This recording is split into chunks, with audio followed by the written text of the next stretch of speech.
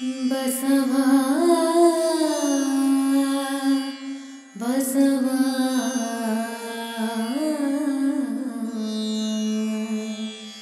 ಬಸವಾ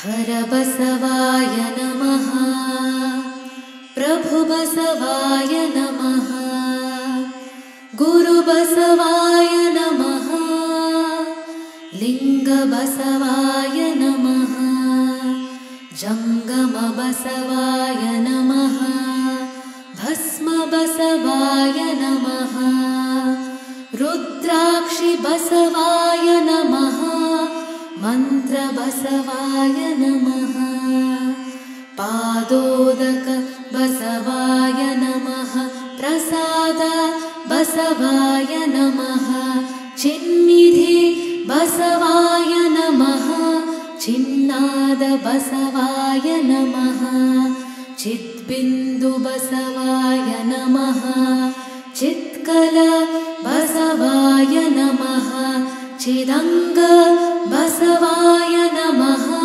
ನಿಷ್ಪ್ರಪಂಚ ಬಸವಾಯ ನಮಃ ನಿರಂಜನ ಬಸವಾಯ ನಮಃ ನಿರ್ಗುಣ ಬಸವಾಯ ನಮಃ ನಿತ್ಯತೃಪ್ತ ಬಸವಾಯ ನಮಃ ಅಕಾರ ಬಸವಾಯ ನಮಃ ಉಕಾರ ಬಸವಾಯ ನಮಃ ಮಕಾರ ಬಸವಾಯ ನಮಃ ನಕಾರ ಬಸವಾಯ ನಮಃ ಮಕಾರ ಬಸವಾಯ ನಮಃ ಶಿಕಾರ ಬಸವಾಯ ನಮಃ ವಕಾರ ಬಸವಾಯ ನಮಃ ಯಕಾರ ಬಸವಾಯ ನಮಃ ಓಂಕಾರ ಬಸವಾಯ ನಮಃ ಹ್ರೀಂಕಾರ ಬಸವಾಯ ನಮಃ ಸಂಗಮೇಶ್ವರ ಬಸವಾಯ ನಮಃ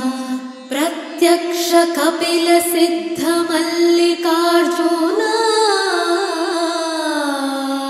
ಬಸವಾಯ ನಮೋ ನಮಃ.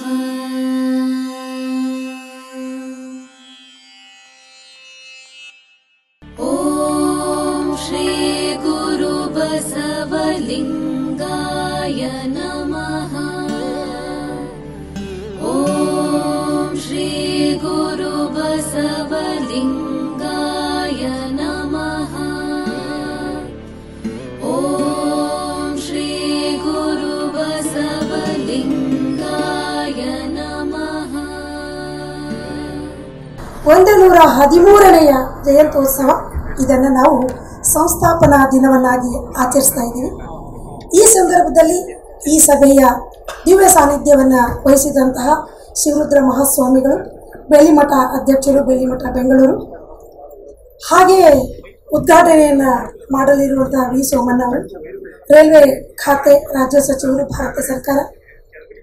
ಮುಖ್ಯ ಅತಿಥಿಗಳಾಗಿ ನಮ್ಮೊಂದಿಗಿದ್ದಾರೆ ಶ್ರೀ ವೀರಪ್ಪ ಮೊಯ್ಲಿಯವರು, ಮಾಜಿ ಮುಖ್ಯಮಂತ್ರಿಗಳು, ಖ್ಯಾತ ಸಾಹಿತಿಗಳು, ಕರ್ನಾಟಕ ಸರ್ಕಾರ. ಹಾಗೆಯೇ ಬಸವ ಸಮಿತಿಯ ಅಧ್ಯಕ್ಷರು ಮತ್ತು ಇವತ್ತಿನ ಸಭೆಯ ಅಧ್ಯಕ್ಷರು ಆದಂತಹ ಶ್ರೀ ಅರವಿಂದ್ ಜತ್ತಿಯವರು. ಇವತ್ತು ಎಲ್ಲ ಪ್ರಶಸ್ತಿಯನ್ನು ಸ್ವೀಕರಿಸಲು ಆಗಮಿಸಿದಂತಹ ಗೋರು ಚನ್ನಬಸಪ್ಪನವರು, ಹಿರಿಯ ಸಾಹಿತಿಗಳು, ಬೆಂಗಳೂರು, ಇವರಿಗೆ ಬಸವ ವಿಭೂಷಣ ಪುರಸ್ಕಾರ. ಹಾಗೆಯೇ CM Chandrashekar, united academy Hassan, ಇವರಿಗೆ ಬಸವಶ್ರೀ ಪ್ರಶಸ್ತಿ. S ಪಿನಾಕಪಾಣಿ, ವಚನ ಜ್ಯೋತಿ ಬೆಳಗ, ಬೆಂಗಳೂರು, ಇವರಿಗೆ ಬಸವಶ್ರೀ ಪುರಸ್ಕಾರ. ಹಾಗೆಯೇ ಪ್ರತಿಭಾವಂತ ಬಸವ ಶಾಲೆಯ ಮಕ್ಕಳಿಗೂ ಕೂಡ ಪ್ರತಿಭಾ ಪುರಸ್ಕಾರವೂ ಕೂಡ ಇದೆ. ಇದು ಕಾರ್ಯಕ್ರಮವನ್ನು ನಾವು ಆರಂಭಿಸ್ತಾ ಇದ್ದೀವಿ. ಕಾರ್ಯಕ್ರಮಕ್ಕೆ ಮೊದಲು ಬಸವ ಬಾಲಕಿಯರ ಶಾಲೆಯ ಮಕ್ಕಳಿಂದ ಹಾಡು ಮತ್ತು ರೂಪಕ, ಹಾಡು ಆಧರಿಸಿದ ವಚನಗಳನ್ನು ಆಧರಿಸಿದ ರೂಪಕ. ಇದರ ವಿಶೇಷ, ನನಗೆ ನಾನೇ ಮಾದರಿ ಅನ್ನುವ ಆತ್ಮಚರಿತ್ರೆಯನ್ನು ಬರೆದಂಥ ಡಾಕ್ಟರ್ BD ಜತ್ತಿಯವರು ತಮ್ಮ ಬದುಕನ್ನು ಸಾವಳಗಿ ಅನ್ನುವ ಗ್ರಾಮದಿಂದ ಪ್ರಾರಂಭ ಮಾಡಿದಂಥ ಈ ಬಾಲಕ ಒಂದು ಕುಗ್ರಾಮದಿಂದ ಜನಿಸಿ ಭಾರತದ ರಾಷ್ಟ್ರಪತಿಯವರೆಗೂ ತಮ್ಮ ಬದುಕನ್ನು ಆರಂಭಿಸಿದಂಥವರು. ಈ ಸಾಕ್ಷ್ಯ ರೂಪಕವನ್ನ ನಿಮ್ಮ ಮುಂದೆ ಪ್ರಸ್ತುತಪಡಿಸಲು ಬಸವ ಬಾಲಕಿಯರ ಶಾಲೆ ಇವರು ತಯಾರಾಗಿದ್ದಾರೆ. ಅದಕ್ಕಿಂತ ಮುಂಚೆ ನಾನು ವೇದಿಕೆಯ ಮುಂದಿರುವ ಅನೇಕ ಗಣ್ಯರ ಮುಖಗಳು ಇಲ್ಲಿ ಕಾಣಿಸ್ತಾ ಇದೆ. ಮುಖ್ಯವಾಗಿ ನಮ್ಮ ಕೊಣಜಿಯವರು ಸರ್, ನಂತರ ಮುಖ್ಯವಾಗಿ ಬಸವರಾಜ್ ಮಾಲ್ಗತ್ತಿ ಸರ್ ಅವರು ಬಂದಿದ್ದಾರೆ. ತಮಗೂ ಕೂಡ ನಾನು ಸ್ವಾಗತ. ಮಹಾಲಕ್ಷ್ಮಿ ಅವರು, ಶೋಭಾ ಅವರು, ಲೀಲಾದೇವಿ ಆರ್ ಪ್ರಸಾದ್ ಅವರು ಇವತ್ತಿನ ವಂದನಾರ್ಪಣೆ ಮಾಡಲಿದ್ದಾರೆ. ದಿವ್ಯ ಸಾನ್ನಿಧ್ಯ. ಇನ್ನು ತಾವೆಲ್ಲರ ಅನುಮತಿಯ ಮೇರೆಗೆ ಈಗ ನೋಡೋಣ ವಚನಗಳನ್ನು ಆಧರಿಸಿದ ಡಾಕ್ಟರ್ BD ಜತ್ತಿಯವರ ಜೀವನವನ್ನು ಆಧರಿಸಿದ ರೂಪಕ ನನಗೆ ನಾನೇ ಮಾತಡಿ. ಹಳ್ಳಿ ಶಾಲೆ ಬಾಲಜತ್ತಿಯವರು ಪುಸ್ತಕ ಓದುತ್ತಿರುವರು. ಹಳ್ಳಿ ಹಿರಿಯರು ಪ್ರವೇಶಿಸುತ್ತಾರೆ.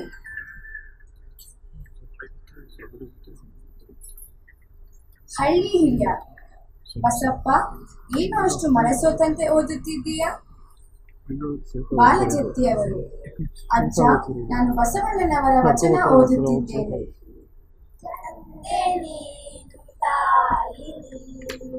ತಂದೆ ನೀನು ತಾಯಿ ನೀನು, ಬಂಧು ನೀನು ಬಳಗ ನೀನು, ಬಂಧು ನೀನು ಬಳಗ ನೀನು, ನೀನಲ್ಲದೆ ನೀನಲ್ಲದೆ ಮಾತಾರು ಇಲ್ಲವಯ್ಯ, ಕೂಡಲ ಸಂಗಮ ದೇವ.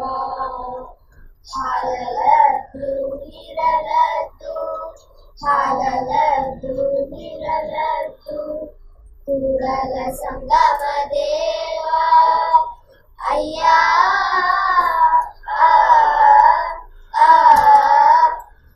ಅವರು ಹೇಳಿದಂತೆ ಬದುಕಿನಲ್ಲಿ ದೇವರೆಂದರೆ ಶರಣರ ಸೇವೆ, ಕಾಯಕವೇ ಪೂಜೆ. ನಾನು ಕೂಡ ಸೇವೆಯ ದಾರಿಯನ್ನೇ ಆರಿಸಬೇಕು. ಹಳ್ಳಿ ಹಿರಿಯ: ಹಾಗಾದರೆ ನಿನ್ನ ಜೀವನ ಅಧಿಕಾರವಲ್ಲ, ಸೇವೆಯ ದಾರಿಯೇ ಆಗುತ್ತದೆ. ದೃಶ್ಯ 2: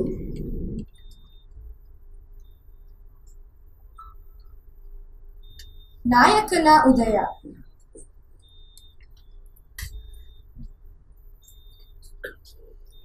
ಹಿನ್ನೆಲೆ: ಸಣ್ಣ ಸಭೆ, ಜನರು ಜತ್ತಿಯ ಸುತ್ತಲು.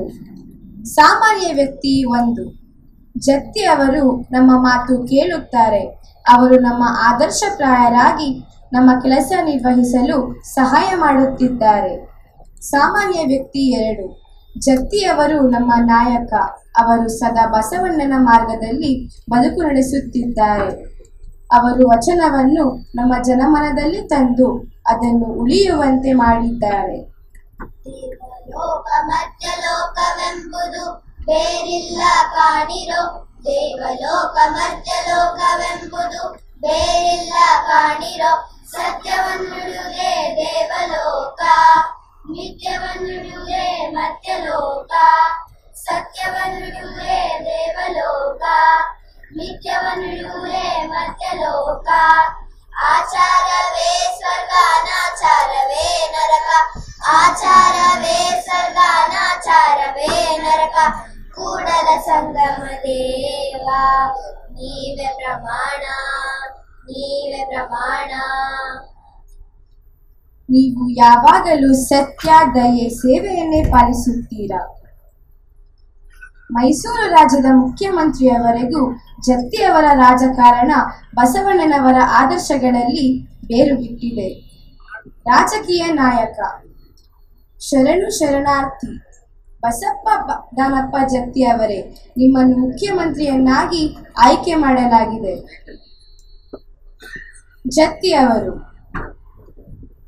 ನಾನು ಆಡಳಿತಗಾರನಲ್ಲ, ಸೇವಕ. ಸಗಮ ಪಗರಿ ಸ, ಸಗಮ ಪಗರಿ ಸ, ರೀ ನಿ ಸ ನಿ ಸ, ರೀ ನಿ ಸ ನಿ ಸ, ಪದ ಪ ಮ, ಪದ ಪ ಮ ಗರಿ ನಿ ಸ.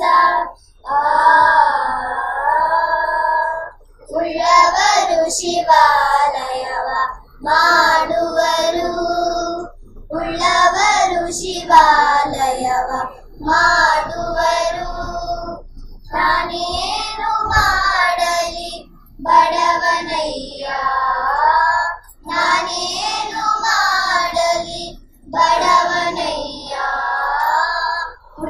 ಉಳ್ಳವರು ಶಿವಾಲಯವ ಮಾಡುವರು ಎನ್ನ ಕಾಲೇ ಕಂಬ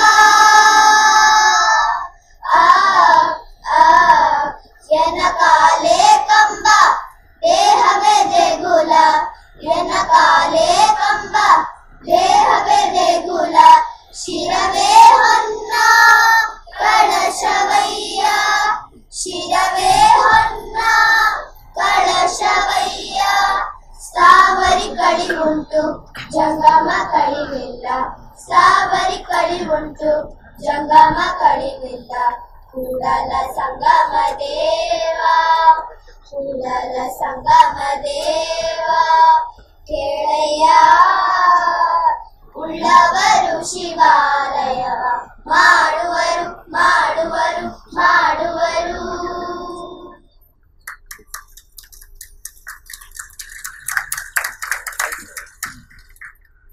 ದೃಶ್ಯ 3 ರಾಜಕೀಯ ಜೀವನ. ಹಿನ್ನೆಲೆ. ಸಂಸತ್ತು 1977. ರಾಷ್ಟ್ರಪತಿಯ ಕುರ್ಚಿಯಲ್ಲಿ ಯಾರು ಕುಳಿತುಕೊಳ್ಳುವುದು? ಚರ್ಚೆ ಎಲ್ಲ ಕಡೆಯೂ. ನೀರವ ಮೌನ. 1974ರಲ್ಲಿ ಜತ್ತಿಯವರು ಉಪರಾಷ್ಟ್ರಪತಿಯಾದರು. ಆದರೆ 1977ರಲ್ಲಿ ರಾಷ್ಟ್ರಪತಿ ಫಕ್ರುದ್ದೀನ್ ಅಲಿ ಅಹಮದ್ ಅವರು ನಿಧನರಾದಾಗ ದೇಶ ಗಾಬರಿಯಾಗಿತ್ತು. ಸಂಸತ್ ಸದಸ್ಯ. ಸಂವಿಧಾನವನ್ನು ಈಗ ಯಾರು ಕಾಯುವುದು? ಇಂದಿರಾ ಗಾಂಧಿ. ರಾಷ್ಟ್ರಕ್ಕೆ ಸ್ಥಿರತೆ ಬೇಕಾಗಿದೆ. ಇದೇ ಸಂದರ್ಭದಲ್ಲಿ ಬಸವಣ್ಣನವರ ವಿನಯ ಮತ್ತು ಜವಾಬ್ದಾರಿಯ ವಚನಗಳಿಂದ ಪ್ರೇರಿತರಾಗಿ ಜತ್ತಿಯವರು ಕಾರ್ಯನಿರ್ವಹಣಾ ರಾಷ್ಟ್ರಪತಿಯಾಗಿ ಹೊಣೆ ಹೊತ್ತರು.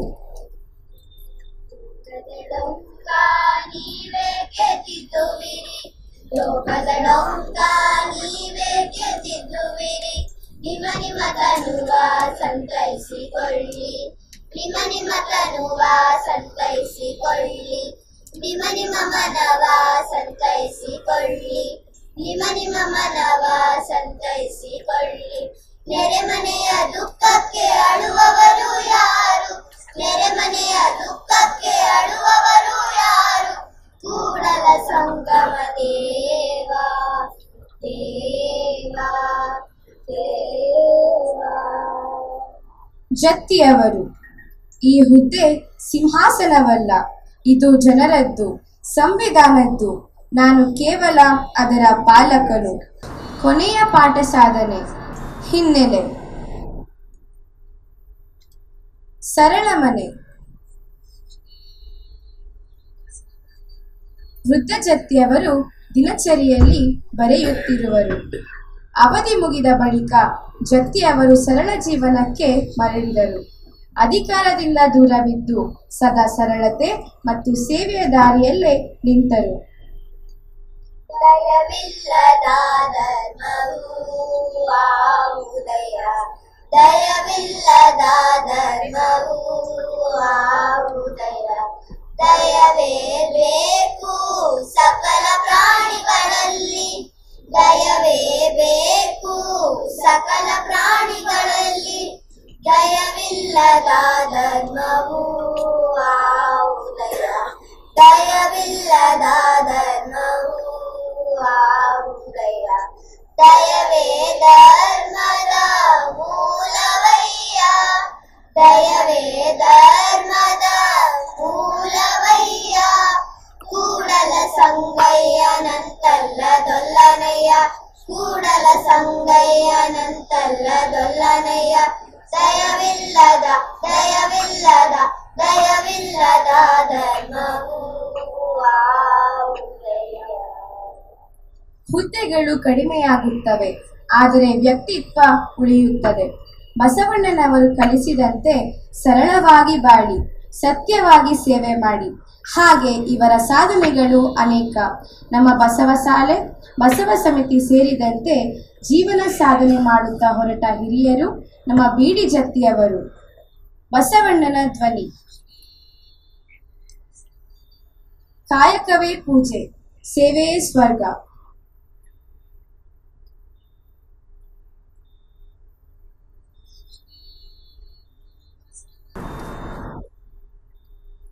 ಬಸವಣ್ಣನವರ ವಚನಗಳಿಂದ ಪ್ರೇರಿತರಾಗಿ ಬದುಕಿದ ನಿಜವಾದ ಭಾರತ ಸೇವಕ ಬೀಡಿ ಜತ್ತಿಯವರಿಗೆ ವಂದನೆಗಳು.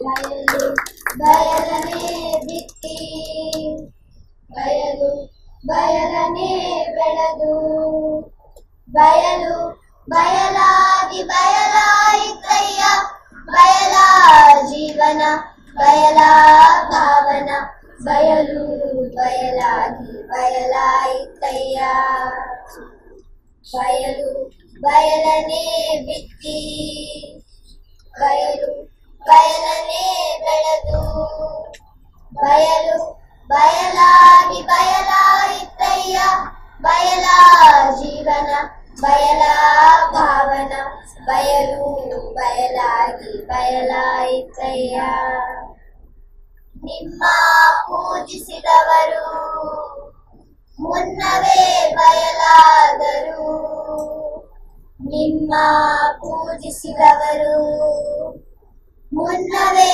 ಬಯಲಾದರು ನಾನಿಮ್ಮ ನಂಬಿ ಬಯಲಾದೆ ಗುಹೇಶ್ವರ ನಾನಿಮ್ಮ ನಂಬಿ ಬಯಲಾದೆ ಗುಹೇಶ್ವರ ನಾನಿಮ್ಮ ನಂಬಿ ಬಯಲಾದೆ ಗುಹೇಶ್ವರ ಗುಹೇಶ್ವರ ಗುಹೇಶ್ವರ ಗುಹೇಶ್ವರ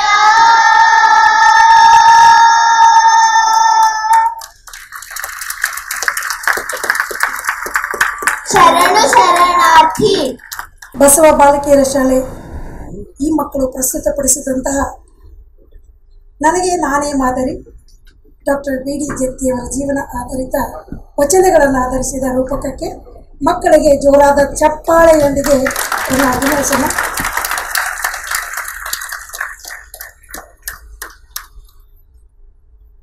ಇದೇ ನಿಮ್ಮ ದಾನ, ಬೆಳೆ ನಿಮ್ಮ ದಾನ, ಸುಳಿದು ಸುತ್ತುವ ಗಾಳಿ ನಿಮ್ಮ ದಾನ, ಎತ್ತು ನಿಮ್ಮ ದಾನ, ಬಿತ್ತು ನಿಮ್ಮ ದಾನ, ಸುತ್ತಿ ಸುರಿಯುವ ಸಾಗರವು ನಿಮ್ಮ ದಾನ, ನಿಮ್ಮ ದಾನವನ್ನುಂಡು ಅನ್ಯರ ಹೊಗಳುವ ಕುನ್ನಿಗಳ ನೀನಂಬೆ ರಾಮನಾಥ.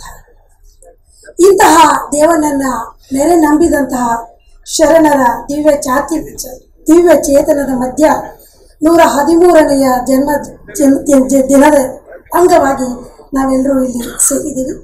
ಈಗ ಬಂದ ಅತಿಥಿ ಗಣ್ಯರನ್ನ ಪ್ರಶಸ್ತಿ ಪುರಸ್ಕೃತರನ್ನ ವೇದಿಕೆಗೆ ಆಹ್ವಾನಿಸುವ ಸಮಯ. ಇಂದಿನ ಕಾರ್ಯಕ್ರಮ ಬೊಗಸೆಯಲ್ಲಿ ಆಗಸವನ್ನು ಕಂಡಂತಹ ರಾಮಾಯಣ ಮತ್ತು ಕೊರಗ ಅಜ್ಜನ ಇತಿಹಾಸವನ್ನು ಬುಡಕಟ್ಟಿನ ಮಂಗಳೂರಿನ ಇತಿಹಾಸದ ಬುಡಕಟ್ಟಿನ ಸಾಹಿತ್ಯವನ್ನು ರಚಿಸಿದಂತಹ ಅಪರೂಪದ ಮಾಜಿ ಮುಖ್ಯಮಂತ್ರಿಗಳು ವೀರಪ್ಪ ಮೊಯ್ಲಿ ಸರ್ ಅವರು. ವೀರಪ್ಪ ಮೊಯ್ಲಿಯವರು ಕೇವಲ ರಾಜಕಾರಣಿಗಳ ಆಗದೇನೆ ಖ್ಯಾತ ಸಾಹಿತಿಗಳಾಗಿ ತಮ್ಮ ಬೊಗಸೆಯಲ್ಲಿ ಆಗಸ ಅನ್ನುವ ಆಕಾಶ ಅನ್ನುವ ಅಮೋಘವಾದ ಆತ್ಮಚರಿತ್ರೆಯಲ್ಲಿ ಹೇಳಿಕೊಂಡ ಹಾಗೆ, ನಾನು ರಾಜಕಾರಣಿ ಆಗದೇ ಇದ್ರೆ ಕ್ರಾಂತಿಕಾರಿ ಆಗ್ತಾ ಇದ್ದೆ ಅನ್ನುವ ಯೋಚನೆಯನ್ನು ಹೇಳ್ತಾರೆ. ಅಂತಹ ಬೋರ್ಧರೆವ ಕರಾವಳಿ ಪ್ರದೇಶದ ದಕ್ಷಿಣ ಕನ್ನಡ ಜಿಲ್ಲೆಯ ಅಪರೂಪದ ಸಜ್ಜನ ರಾಜಕಾರಣಿ ವೀರಪ್ಪ ಮೊಯ್ಲಿಯವರು. ಇಂಥವರು ಇವತ್ತಿನ ಕಾರ್ಯಕ್ರಮಕ್ಕೆ ಅತಿಥಿಗಳಾಗಿ ಆಗಮಿಸಿದ್ದು ನಮಗೆ ತುಂಬ ಸಂತಸವನ್ನು ಉಂಟು ಮಾಡಿದ್ದು. ರಾಷ್ಟ್ರದ ಅನೇಕ ಕಾನೂನಿಗೆ ಸಂಬಂಧಪಟ್ಟ ಸಂಘ ಸಂಸ್ಥೆಗಳು, ಕಮಿಟಿಗಳು, ಇಂಥ ಎಲ್ಲ ಸಮಿತಿಗಳಿಗೆ ಅಧ್ಯಕ್ಷರಾದಂಥವರು ಇವರು. ಈಗ ವೇದಿಕೆಗೆ ಆಹ್ವಾನಿಸ್ತಾ ಇರೋದು ನಮ್ಮ ಇವತ್ತಿನ ಕಾರ್ಯಕ್ರಮದ ದಿವ್ಯ ಸಾನ್ನಿಧ್ಯವನ್ನು ವಹಿಸಿದಂತಹ ಬೇಲೂರು ಮಠದ ಸ್ವಾಮಿಗಳು, ಹಾಗೆಯೇ ನಮ್ಮ ಬಸವ ಸಮಿತಿಯ ಉಪಾಧ್ಯಕ್ಷರು, ಹಿರಿಯ ಉಪಾಧ್ಯಕ್ಷರಾದಂತಹ ಚಿಗಟೇರಿಯವರು, ಹಾಗೆಯೇ ಇನ್ನೊಬ್ಬ ಹಿರಿಯ ಅಧ್ಯಕ್ಷರಾದಂತಹ ಡಾಕ್ಟರ್ ಲೀಲಾದೇವಿ ಆರ್ ಪ್ರಸಾದ್ ಅವರು. ಇವತ್ತಿನ ಪ್ರಶಸ್ತಿ ಪುರಸ್ಕೃತಿಗೆ ಭಾಜನರಾದಂತಹ ಅಕ್ಷರ ಸಂತ, ಜಾನಪದ ಲೋಕದ ಸಂತ, ಸಾಹಿತಿ, ನಮ್ಮ ನಿಮ್ಮ ಮಧ್ಯದಿರುವ ಶತಾಯುತದತ್ತ ಹೆಜ್ಜೆ ಇಡ್ತಿರುವಂತಹ ಪ್ರೀತಿಯ ಶ್ರೀ ಗೋರು ಚನ್ನಬಸಪ್ಪನವರು, ಇವತ್ತಿನ ಪ್ರಶಸ್ತಿಗೆ ಭಾಜನರಾದಂತಹ ಚಂದ್ರಶೇಖರ್ ಸಿಎಂ ಅವರು, ಹಾಗೆಯೇ ಇನ್ನೊಬ್ಬ ಪಿನಾಕ ಪಾಣಿಯವರು, ಇವರನ್ನೆಲ್ಲ ನಾನು ವೇದಿಕೆಗೆ ಗೌರವಪೂರ್ವಕವಾಗಿ ಸ್ವಾಗತಿಸಲು ಇಷ್ಟಪಡ್ತೀನಿ. ಇನ್ನು ವೇದಿಕೆ ಮುಂದಿರುವ ಕೆಲವು ಗಣ್ಯರನ್ನ ಇಲ್ಲಿ ಹೆಸರಿಸೋದಾದ್ರೆ, ಸುಮಂಗಲಿ ಸೇವಾಶ್ರಮದ ದಕ್ಷಿಣ ಭಾರತದ ಅತ್ಯಂತ ಹಿರಿಯ ಸಮಾಜ ಸೇವಕಿ, ಬಸವ ಅನುಯಾಯಿ, ಸುಮಂಗಲಿ ಸೇವಾಶ್ರಮದ ಸುಶೀಲಮ್ಮನವರು ನಮ್ಮ ಜೊತೆಗಿದ್ದಾರೆ. ಮಹಾದಾನಿಗಳು, ಈ ಬಸವ ಸಮಿತಿಯ ಜೊತೆಗೆ ಹೆಜ್ಜೆ ಇಡುವಂತಹ ಮೋಹನ್ ಆಳ್ವ ಅವರು ಇಲ್ಲಿ ಇದ್ದಾರೆ.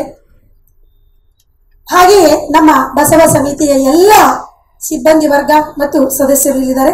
ಅವರಿಗೆಲ್ಲ ನಾನು ಸ್ವಾಗತವನ್ನ ಹೇಳೋಕ್ಕಿಂತ ಮುಂಚೆ ಈಗ ಬಸವ ಮೂರ್ತಿಗೆ ಪುಷ್ಪಾರ್ಚನೆ ಗಣ್ಯರಿಂದ.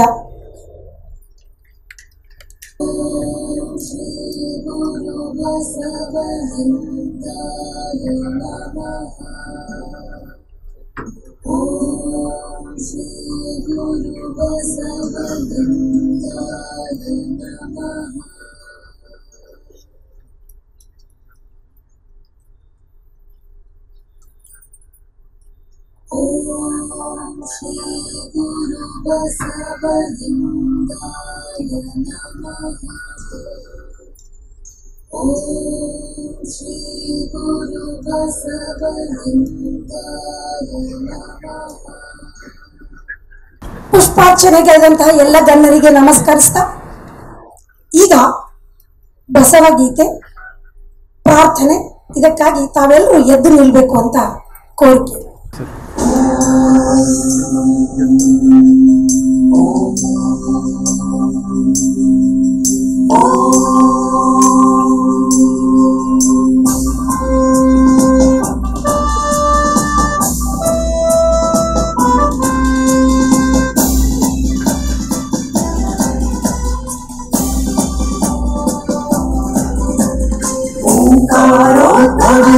चेतन में समरस भाव जगाने वाली, सब जन हिताय सब जन सुखाय श्रम संस्कृति को लाने वाले, शरणों के शरण श्री बसवेश महा, श्री बसवेश महा। दीन दलित में निज अभिमान जगाने वाले, स्त्रियों को सम सम्मान दिलाने वाले, अंतरंग बहिरंग शुद्ध करके अंग समरस दर्शाने वाले, शरणों के शरण श्री बसवेश महा, श्री बसवेश महा। अनुभाव संसद में सम समाज रच कर, समता कायक भक्ति का संदेश सुना, लोकानुभव में शिवानुभव का जन को दर्शन कराने वाले, शरणों के शरण श्री बसवेश महा, श्री बसवेश महा। ज्योति जलाकर अंध अज्ञतम हर, वचनामृत घन अविरल बरसाने वाले, शरणों के शरण श्री बसवेश महा, श्री बसवेश महा। जय हो जय हो जय हो जय हो।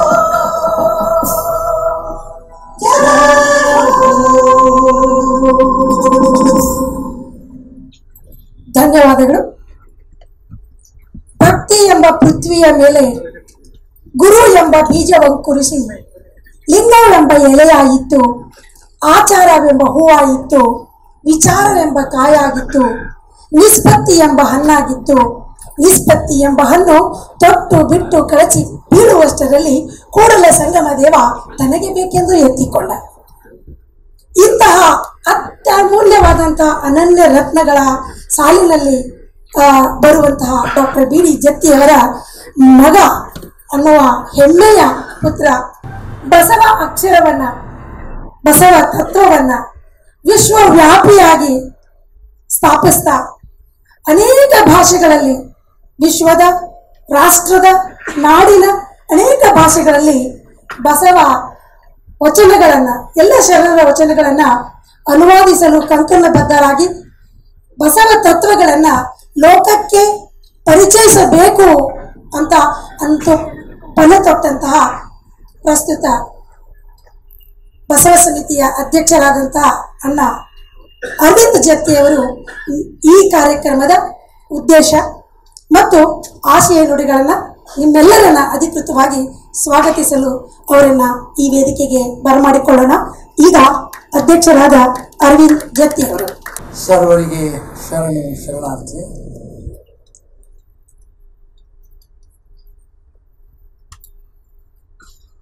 ಇಂದು ಬಸವ ಸಮಿತಿಯ ಸಂಸ್ಥಾಪಕರು ಹಾಗೂ ದೇಶದ ಉನ್ನತೋನ್ನತ ಸ್ಥಾನವನ್ನು ಅಲಂಕರಿಸಿ ಮರಳಿ ಬಸವ ಸಮಿತಿಯನ್ನು ಅದರೊಡನೆ ನಡೆಸಿಕೊಂಡು ಬಂದಂಥ ನನ್ನ ಪೂಜ್ಯ ತಂದೆಯವರಷ್ಟೇ ಅಲ್ಲದೆ ಬಸವ ಸಮಿತಿಯ ಸಂಸ್ಥಾಪಕರ ಸಂದರ್ಭದಲ್ಲಿ, ಈ ಪವಿತ್ರವಾದ ಸಂದರ್ಭದಲ್ಲಿ 1964ನೇ ಇಸವಿಯಲ್ಲಿ ಅವರು ಬಸವ ಜಯಂತಿಯನ್ನು ಸ್ಥಾಪಿಸ್ತಾರೆ. ಇಲ್ಲಿವರೆಗೂ ಕೂಡ 6 ದಶಕಗಳಾಗಿವೆ. ಅಂದರೆ 60 ವರ್ಷಗಳು ದಾಟಿದ 60ನೆಯ ಸಂಸ್ಥಾಪನಾ ದಿನಾಚರಣೆ. ಬಹುಶಃ ಒಂದು ಸಂಸ್ಥೆಯ ಇತಿಹಾಸದಲ್ಲಿ 60 ವರ್ಷಗಳನ್ನು ದಾಟಬೇಕಾದರೆ ಯಾವುದೋ ಒಂದು ಕಳಂಕವಿಲ್ಲದೆ ನಡೆಸುವುದು ಬಹಳ ಕಷ್ಟ. ಆದಾಗ್ಯೂ ಕೂಡ ಅತ್ಯಂತ ಭಕ್ತಿ, ಶ್ರದ್ಧೆ, ನಿಷ್ಠೆಯಿಂದ ಬಸವ ಸಮಿತಿಯ ಸಂಸ್ಥಾಪಕರುಗಳು ಹಾಕಿದ ಬೀಜವನ್ನೇ ನಾವೆಲ್ಲರೂ ಕೂಡ ಒಪ್ಪಿ, ನಮ್ಮ ಪದಾಧಿಕಾರಿಗಳು, ಅನೇಕ ಜನ ಸದಸ್ಯರು ಎಲ್ಲರೂ ಸೇರಿ ಲಿಂಗ ನಿಷ್ಠೆಯಿಂದ ಬಸವ ತತ್ವವನ್ನು ಬೆಳೆಸುವ ಪ್ರಯತ್ನ ಮಾಡ್ತಾ ಬಂದಿದ್ದೇವೆ. ಹೀಗಾಗಿ ಇದು 60ನೆಯ ಸಂಸ್ಥಾಪನಾ ದಿನಾಚರಣೆ ಬಹಳ ವಿಶೇಷವಾಗಿದೆ. ಈ ಸಂದರ್ಭದಲ್ಲಿ ಕೆಲವು ಮಾತುಗಳನ್ನು 6 ದಶಕಗಳಲ್ಲಿ ಬಸವ ಸಮಿತಿ ಏನು ಮಾಡಿತು ಅನೇಕರಿಗೆ ಗೊತ್ತಾಗಬೇಕಲ್ಲ. ಸೂಕ್ಷ್ಮವಾಗಿ ಸಮಯದ ಇತಿಮಿತಿಯಲ್ಲಿ ನಾನು ಹೇಳಬೇಕಾದಾಗ 64ರಲ್ಲಿ ಬಸವ ಸಮಿತಿಯ ಸ್ಥಾಪನೆ ಆಗ್ತದೆ. ಹಂಪಿಯಿಂದ ಬಸವ ಕಲ್ಯಾಣದವರೆಗೆ 28 ದಿನಗಳ ಕಾಲ ಸನ್ಮಾನ್ಯ ಜತ್ತಿಯವರು ಮತ್ತು ಅವರ ಎಲ್ಲ ಮಿತ್ರರು, ಸಹಯೋಗಿಗಳು ಕೂಡಿ ಐತಿಹಾಸಿಕ ಪಾದಯಾತ್ರೆಯನ್ನು ಮಾಡ್ತಾರೆ. ಹಂಪಿಯ ಪ್ರೌಢದೇವರಾಯನ ಎಲ್ಲಿ ನಮ್ಮ ಸಂಸ್ಕೃತಿ ನಿಂತಿತ್ತೋ ಅಲ್ಲಿಂದ ಮುಂದೆ ಇವರು ಪಾದಯಾತ್ರೆಯನ್ನು ಮಾಡಿ ಬಸವ ಕಲ್ಯಾಣಕ್ಕೆ ಬರ್ತಾರೆ. ಆವಾಗಿದ್ದ ಹೆಸರು ಕಲ್ಯಾಣ, ಅದಕ್ಕೆ ಬಸವ ಕಲ್ಯಾಣ ಅಂತ ಮುಖ್ಯಮಂತ್ರಿಗಳಾಗಿಟ್ಟವರು ಅವರೇನೆ, ಆ ತಾಲೂಕು ಮಾಡಿದವರು ಅವರೇನೆ. ಎಲ್ಲ ಒಂದು ಕಡೆ ಅವರ ಜೀವನದಲ್ಲಿ ಹೇಗೆ ಬಸವಣ್ಣನನ್ನು ರಾಷ್ಟ್ರಕ್ಕೆ ಪರಿಚಯಿಸುವುದು, ಕೇವಲ ಕರ್ನಾಟಕಕ್ಕೆ ಸೀಮಿತವಾಗಿದ್ದ ಬಸವಣ್ಣನವರ ರಾಷ್ಟ್ರ ಮಟ್ಟದ ಅಷ್ಟಶತಮಾನೋತ್ಸವ ಉದ್ಘಾಟನೆಯನ್ನು ಭಾರತದ 3ನೆಯ ರಾಷ್ಟ್ರಪತಿಗಳಾದ ಡಾಕ್ಟರ್ ಝಾಕಿರ್ ಹುಸೇನ್ ರವರಿಂದ ಮಾಡಿಸ್ತಾರೆ. ತದನಂತರ ಬಸವ ಸಮಿತಿಯ ಕಟ್ಟಡಗಳ ನಿರ್ಮಾಣ, ಅದು ವಿಧಾನಸೌಧದ ಕೂಗಳತೆಯಲ್ಲಿರ್ತಕ್ಕಂಥ ಸ್ಥಾನದಲ್ಲಿ ಬಸವ ಸಮಿತಿಯನ್ನು ಸ್ಥಾಪಿಸ್ತಾರೆ. ಅದು ಕೂಡ ಸಾಮಾನ್ಯವಾದ ಕಾರ್ಯ ಅಲ್ಲ. ವಿಶೇಷವಾಗಿ 30,000 ಗ್ರಂಥಗಳುಳ್ಳ ಶರಣ ಸಂಸ್ಕೃತಿಯ ಗ್ರಂಥ ಭಂಡಾರವನ್ನು ನಿರ್ಮಿಸ್ತಾರೆ. ವಿಶ್ವಮಟ್ಟದಲ್ಲಿ ಬಸವಣ್ಣನವರ ತತ್ವಗಳು ಪ್ರಚಾರ ಆಗಲಿ ಅಂತ ಹೇಳಿ BBC ಮಾಧ್ಯಮದ ಮೂಲಕ ವಚನಗಳನ್ನು ಪ್ರಸಾರಪಡಿಸುವ ಪ್ರಯತ್ನ ಮಾಡ್ತಾರೆ. ತದನಂತರ ಎಲ್ಲರಿಗೂ ಗೊತ್ತಾಗಲಿ ಅಂತ ನಿಯತಕಾಲಿಕೆಗಳನ್ನು 50 ವರ್ಷದಿಂದ ಮಾಡ್ಕೊಂಡು ಬಂದಿದ್ದೇವೆ. ಕನ್ನಡದಲ್ಲಿ, ಆಂಗ್ಲ ಭಾಷೆಯಲ್ಲಿ, ಹಿಂದಿ ಭಾಷೆಯಲ್ಲಿ, ಮರಾಠಿ ಭಾಷೆಯಲ್ಲಿ, ಹೀಗೆ ಅದು ಒಂದು ದೊಡ್ಡ ಸಾಧನೆ. 50 ವರ್ಷಗಳ ಕಾಲ ಒಂದೇ ಸಮಯ ನಡ್ಕೊಂಡು ಬರೋದು. ಹಾಗೆ ಕೂಡಲ ಸಂಗಮ ಪ್ರಾಧಿಕಾರದ ರಚನೆಯೂ ಕೂಡ ವೀರಪ್ಪ ಮೊಯ್ಲಿ ಅಣ್ಣವರ ನೇತೃತ್ವದಲ್ಲಿ ಇದೇ ಸ್ಥಾನದಲ್ಲಿ ಒಂದು ಕೂಡಲ ಸಂಗಮ ಪ್ರಾಧಿಕಾರದ ಸಭೆಯನ್ನು ಕೂಡ ಇಲ್ಲಿ ನಡೆಸಿ ಕ್ಯಾಬಿನೆಟ್ ಮೀಟಿಂಗ್ ಮಾಡಿದಂಥ ಪುಣ್ಯಾತ್ಮರು ಇವತ್ತು ನಮ್ಮ ಜೊತೆ ಇದ್ದಾರೆ. ಹೀಗಾಗಿ ಅವರು ಬಹಳ ವಿಶಿಷ್ಟವಾದ ವ್ಯಕ್ತಿ. ಜತ್ತಿಯವರಿಗೆ ಅತ್ಯಂತ ಆತ್ಮೀಯರಾಗಿ ಹಿರಿಯರಾದ ಜತ್ತಿಯವರನ್ನ ವಿಧಾನಸಭೆಗೆ ಕರ್ಕೊಂಡು ಹೋಗೋದು ಅಂತ ಹೇಳಿ ಆ ಒಂದು ಕ್ಯಾಬಿನೆಟನ್ನು ಇಲ್ಲಿ ಮಾಡಿದಂಥ ಮಹಾತ್ಮ ಅವರು ಸಾಮಾನ್ಯವಾದ ಮಾತಲ್ಲ. ಅನಂತರ ಬಸವ ಸಮಿತಿಯ ಬೆಳ್ಳಿ ಹಬ್ಬವನ್ನು ಅಂದಿನ ನಮ್ಮ ರಾಷ್ಟ್ರಪತಿಗಳು ಆದಂಥ ಸಂಜೀವ್ ರೆಡ್ಡಿಯವರ ಹತ್ರ ಮಾಡಿಸ್ತಾರೆ. ಬೆಳ್ಳಿ ಹಬ್ಬ, ಉದ್ಯೋಗಸ್ಥ ಮಹಿಳೆಯರ ಒಂದು ವಸತಿ ಗೃಹವನ್ನು ನಿರ್ಮಾಣ ಮಾಡ್ತಾರೆ. ಆಮೇಲೆ ಬೆಂಗಳೂರಿನಲ್ಲಿ ಬಸವಣ್ಣನವರ ಪುತ್ಥಳಿ ಅನಾವರಣ ತಾವೆಲ್ಲ ನೋಡಿರ್ತೀರಿ. ಭಾರತದ ಉಪರಾಷ್ಟ್ರಪತಿಗಳಾದ KR ನಾರಾಯಣ ಅವರ ಕಡೆಯಿಂದ ಮಾಡಿಸ್ತಾರೆ. ಅಂದರೆ ಅವರು ಎತ್ತರದ ವ್ಯಕ್ತಿಗಳನ್ನೇ ಇಲ್ಲಿ ಆಹ್ವಾನಿಸಿದ್ದಾರೆ. ಅದಕ್ಕೆ ಮೊನ್ನೆ ನಾನು ಗುರು ಚನ್ನಬಸಪ್ಪಣ್ಣವ್ರಿಗೆ ಭಿನ್ನ ಅದರ ಆಹ್ವಾನ ಮಾಡೋಕೆ ಅವರ ಮನೆಗೆ ಹೋದಾಗ ಒಂದು ಮಾತಂದರು. ಭಾಳ ನನಗೆ ನನಗೆ ಒಂದು ದೊಡ್ಡ ಪ್ರಶಸ್ತಿ ಕೊಟ್ಟಂತಾಯಿತು. ಅವ್ರು ಹೇಳಿದ ಮಾತು 95 ಅವ್ರಿಗೆ ವಯಸ್ಸು. ಭಾಳ ನೇರವಾಗಿ ಜತ್ತಿಯವರು ಯಾವ ಘನತೆಯ ವ್ಯಕ್ತಿಗಳಾಗಿದ್ದರೋ ಅದೇ ವ್ಯಕ್ತಿತ್ವ, ಅದೇ ತತ್ವವನ್ನು ಅದನ್ನು ಬೆಳೆಸ್ಕೊಂಡು ಬಸವ ಸಮಿತಿ ಒಂದು ಅಂತಹ ಘನ ವ್ಯಕ್ತಿತ್ವದಲ್ಲಿ ನಡೀತಾ ಇದೆ ಅಂತಕ್ಕಂಥ ಮಾತನ್ನು ಹೇಳಿದಾಗ ಎಷ್ಟು ನಮಗೆ ಆನಂದ. ಅವ್ರಿಗೆ ಆ ಪುಣ್ಯಾತ್ಮರಿಗೆ ಒಂದು ಪ್ರಶಸ್ತಿ ಬಂದಿಲ್ಲ. ಸಾಕಷ್ಟು ನಾಡೋಜ ಪ್ರಶಸ್ತಿ ಆಗಲಿ, ರಾಷ್ಟ್ರೀಯ ಬಸವ ಪುರಸ್ಕಾರ ಆಗಲಿ, ಜ್ಞಾನಪೀಠ ಪ್ರಶಸ್ತಿಗಳ ಅನೇಕ ಸರಮಾಲಿ ಇದೆ ಅವರಿಗೆ. ಅದರಲ್ಲಿಯೂ ಕೂಡ ಇವತ್ತಿನ ಕಾರ್ಯಕ್ರಮದಲ್ಲಿ ತಾವೇನು ಈ ಬಸವ ವಿಭೂಷಣ ಪ್ರಶಸ್ತಿ ಬಸವ ಸಮಿತಿ ನೀಡ್ತಾ ಇದೆ, ಅದು ಎಲ್ಲದಕ್ಕಿಂತ ನನಗೆ ದೊಡ್ಡದು ಅಂದರು ನನಗೆ ರೋಮಾಂಚನ ಆಗೋಯ್ತು. ಅಂತ ಸಾಮಾನ್ಯ ಮಾತಲ್ಲ, ನನಗೆ ರೋಮಾಂಚನ ಆಯಿತು. ಅಂಥ ವ್ಯಕ್ತಿ ಇವತ್ತು ನಮ್ಮಲ್ಲಿ ಬಸವ ವಿಭೂಷಣ ಪ್ರಶಸ್ತಿ, ರಾಷ್ಟ್ರಮಟ್ಟದ ಅನೇಕ ಪ್ರಶಸ್ತಿಗಳನ್ನು ಪಡೆದರು. ಅದಕ್ಕೆಲ್ಲ ಮೀರಿದ್ದು ಬಸವ ಪ್ರಶಸ್ತಿ ಅಂದಿದ್ದು ನನಗೆ ಬಹಳ ಆತ್ಮೀಯವಾಗಿ ಅಂಥವರು ಕೂಡ ಇವತ್ತು ಸನ್ಮಾನಿತರಾಗಿ ಬಂದಿದ್ದಾರೆ. ಬಸವ ಕಲ್ಯಾಣ ಅಭಿವೃದ್ಧಿ ಪ್ರಾಧಿಕಾರದ ರಚನೆಗೂ ಕೂಡ ಬಸವ ಸಮಿತಿ ಕಾಯಕಲ್ಪ ಮಾಡಿದೆ. ಬೆಳಗಾವಿಯಲ್ಲಿ ಶರಣೆ ಗಂಗಾಂಬಿಕೆಯವರ ಗದ್ದುಗೆ ಸಂಪೂರ್ಣವಾಗಿ ಶಿಥಿಲವಿದ್ದಾಗ ಅದನ್ನು ಬಸವ ಸಮಿತಿಯ ಮೂಲಕ ಸರ್ಕಾರವನ್ನು ಒತ್ತಾಯಿಸಿ ಜೀರ್ಣೋದ್ಧಾರ ಮಾಡಿ, ತದನಂತರ ಮಕ್ಕಳಿಗಾಗಿ ಇವತ್ತು ವಿಶೇಷವಾದ ಮಕ್ಕಳಿಗಾಗಿ ನಮ್ಮ ಪಿನಾಕ ಪಾಣಿ ಅಣ್ಣ ಇದ್ದಾರೆ. ಅವರು ಚಿನ್ನರಿಗೆ ಎಷ್ಟು ಅದ್ಭುತವಾದ ಕಾರ್ಯ ಮಾಡ್ತಾರೆ, ಅದು ವ್ಯಕ್ತಿಗತವಾಗಿ ಮಾಡ್ತಾರೆ. ಇಲ್ಲಿ ಪ್ರಶಸ್ತಿ ಸಿಕ್ಕವರು ಯಾರೂ ಸಾಮಾನ್ಯರಲ್ಲ. ಯಾರಿಗೂ ನನಗೂ ಕೂಡ ಇವತ್ತಿನವರೆಗೂ ಪ್ರಶಸ್ತಿ ಬಂದಿಲ್ಲ. ಆದರೂ ಕೂಡ ಅಂಥವರನ್ನು ಗುರುತಿಸಿ ಮಕ್ಕಳ ಜೊತೆ ಅವರ ಕೂಗಾಟ, ಮಕ್ಕಳ ಜೊತೆ ವಚನ ಕಲಿಸಿಬಿಟ್ಟು ಇದೆಲ್ಲ, ಅದಕ್ಕೆ ಅವರನ್ನು ನಾವು ಗುರುತಿಸಿ ಅವ್ರಿಗೂ ನಾವು ಸನ್ಮಾನ ಮಾಡ್ತಾ ಇದ್ದೀವಿ. ಆಶ್ರಮದಿಂದ ಚಂದ್ರಶೇಖರ್ ಅಣ್ಣ ಒಂದು ಯುನೈಟೆಡ್ ಅಕಾಡೆಮಿ ಅಂತ ಮತ್ತದ ಸಂಸ್ಥೆಯನ್ನು ಮಾಡಿ ಇಡೀ ಹಾಸನದಲ್ಲಿ ಎಲ್ಲಿ ಬಸವ ತತ್ವಗಳು ಸಾಧ್ಯ ಇಲ್ಲ ಅಂತಕ್ಕಂಥ ಪರಿಸರದಲ್ಲಿಯೂ ಕೂಡ ಸುಮಾರು 16,000 ವಿದ್ಯಾರ್ಥಿಗಳಿಗೆ ಮತ್ತು ಅವರ ತಂದೆ ತಾಯಿಯಂದಿರಿಗೂ ಕೂಡ ಬಸವ ತತ್ವವನ್ನು ಬಿತ್ತಿ ಇವತ್ತು ಅವರ ಆರೋಗ್ಯ ಶಿಥಿಲವಾಗಿದ್ದರೂ ಕೂಡ ಅಣ್ಣ ಬರ್ತೀನಿ ಅಂತ ಹೇಳಿ ಬಂದಿದ್ದಾರೆ. ಅವರ ಮನೆತಂದವರು ಸೇರಿ ಅಲ್ಲಿಂದ ಬಂದಿದ್ದಾರೆ. ಭಾಳ ಅಪರೂಪದ ವ್ಯಕ್ತಿಗಳು ಈ 3 ಜನ ಏನಿದ್ದಾರೆ ಸಾಮಾನ್ಯವಾದ ವ್ಯಕ್ತಿಗಳಲ್ಲಿ ಯಾರನ್ನೋ ಕರೆಸಿ ಏನೋ ಒಂದು ಸನ್ಮಾನ ಮಾಡಿ ಕಳಿಸೋದಲ್ಲ. ಇಲ್ಲಿ ತದನಂತರ ವಚನಾಧಾರಿತ ವ್ಯಕ್ತಿತ್ವ ವಿಕಸನ ಸುಮಾರು 25 ಲಕ್ಷ ವಿದ್ಯಾರ್ಥಿಗಳಿಗೆ ನಿರಂತರವಾಗಿ ನಡೀತಾ ಇದೆ. ತದನಂತರ ಮನಮೋಹನ್ ಸಿಂಗ್ರವರನ್ನು ಕೇಳಿಕೊಂಡು ಪ್ರಥಮ ಕನ್ನಡಿಗ ಬಸವಣ್ಣನವರ ನಾಣ್ಯವನ್ನು ಹೊರತಂದದ್ದು ಬಸವ ಸಮಿತಿ ಅನ್ನೋದು ಸಂತೋಷದ ವಿಷಯ. ದೇಶದ ಪ್ರಧಾನಮಂತ್ರಿ ಬಸವ ಸಮಿತಿಗೆ ಬಂದಿದ್ದು ಕೂಡ ನಮಗೆ ಹೃದಯದಲ್ಲಿದೆ. ಹಾಗೆ ದೃಶ್ಯ ಮಾಧ್ಯಮದಲ್ಲಿ 6 ವರ್ಷಗಳ ಕಾಲ ವಚನಾಮೃತ ಅನ್ನೋ ಒಂದು ಕಾರ್ಯಕ್ರಮವನ್ನು ಮನ ಮುಟ್ಟುವಂತೆ ಮಾಡಿದ್ವಿ. ತದನಂತರ ಸಂಸತ್ ಭವನದಲ್ಲಿ ಬಸವಣ್ಣನವರ ಮತ್ತು ಕಿತ್ತೂರು ರಾಣಿ ಚೆನ್ನಮ್ಮನವರ ಪ್ರತಿಮೆ ಅನಾವರಣಕ್ಕೂ ಕೂಡ ಬಸವ ಸಮಿತಿ ಆಂತರಂಗಿಕವಾಗಿ ಮಾಡಿದ ಕಾರ್ಯ. ನಾವೆಂದೂ ಪ್ರಚಾರ ಪ್ರಿಯರಲ್ಲ, ನಾವು ಕೇವಲ ಪ್ರಸಾರ ಪ್ರಿಯರು. ನಮ್ಮ ಪ್ರಯತ್ನವನ್ನು ಮಾಡಿ ಅದು ಮಾಡಿದ್ದು ಇಲ್ಲಿ. ಅದನಂತರ ಭಾಳ ವಿಶೇಷವಾಗಿ ಬಹುಭಾಷಾ ವಚನ ಅನುವಾದ ಯೋಜನೆಯನ್ನು ಮಾಡಿ ಕನ್ನಡದಿಂದ ಪ್ರಾರಂಭವಾಗಿ ಸುಮಾರು 2008ರಲ್ಲಿ ಆರಂಭವಾಗಿ ಇವತ್ತಿಗೆ ಎಷ್ಟು ವರ್ಷ ಆಯಿತು? 2025. ಇಷ್ಟು ವರ್ಷಗಳಲ್ಲಿ ನಿಮಗೆ ಆನಂದ ಆಗ್ತದೆ. 40 ಭಾಷೆಗಳಿಗೆ ವಚನಗಳ ಅನುವಾದ ಆಗಿದೆ. ಇದು ಬಸವ ಸಮಿತಿಯ ಹೆಗ್ಗಳಿಕೆಗೆ ನಾವು ಮಾಡಿಲ್ಲ, ಎಲ್ಲ ರಾಷ್ಟ್ರಗಳಲ್ಲಿ ಬಸವ ತತ್ವಗಳು ಬೆಳೀಲಿ. ಯಾಕೆ ಚನ್ನಬಸವಣ್ಣ ಹೇಳ್ತಾರೆ, ಬಿತ್ತಿದ್ದ ಬೀಜ ಕೆಟ್ಟಿತ್ತೆಂದಿನ ಬೇಡ.